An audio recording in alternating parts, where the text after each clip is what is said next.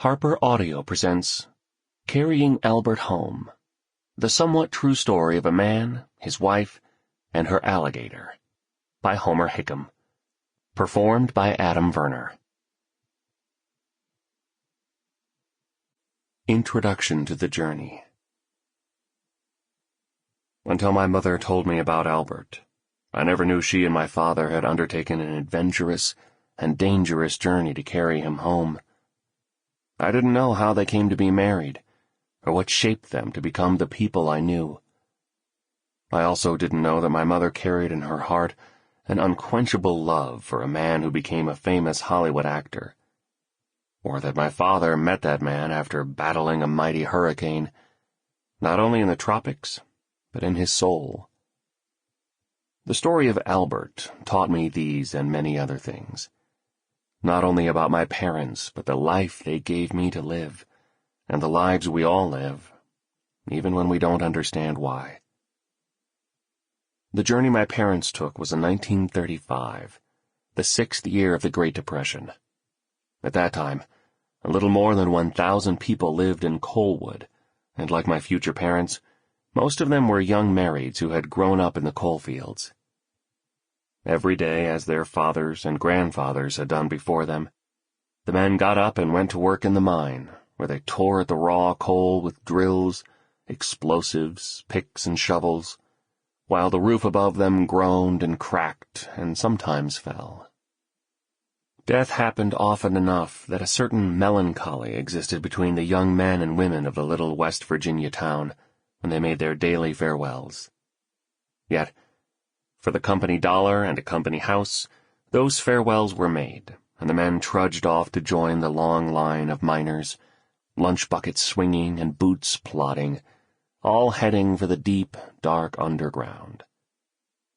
While their men toiled in the mine, the women of Colwood were tasked with keeping their assigned company houses clean of the never-ending dust. Chuffing coal trains rumbled down tracks placed within feet of the houses, throwing up dense clouds of choking ebony powder that filtered inside no matter how tightly doors and windows were shut against it.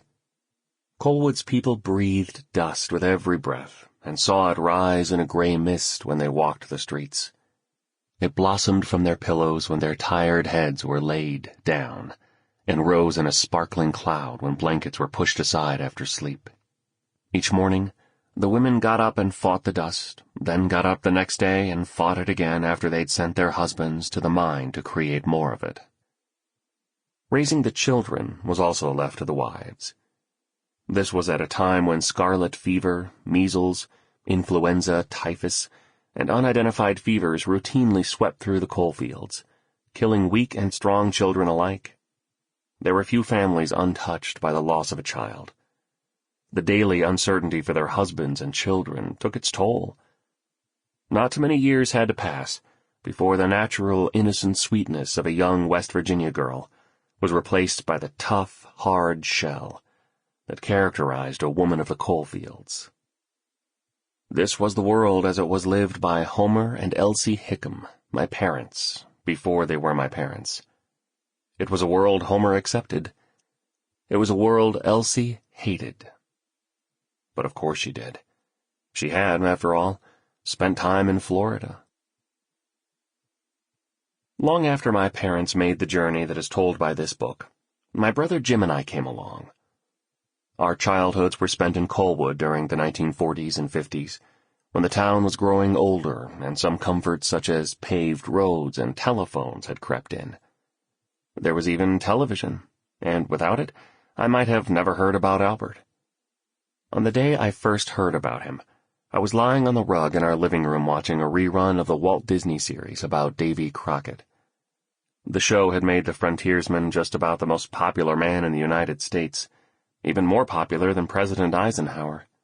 In fact, there was scarcely a boy in America who didn't want to get one of Davy's trademark coonskin caps, and that included me, although I never got one. Mom liked wild critters too much for that kind of cruel foolishness. My mom walked in the living room when Davy and his pal Georgie Russell were riding horseback through the forest, across our 21-inch black-and-white screen. Georgie was singing about Davy and how he was Sample complete. Ready to continue?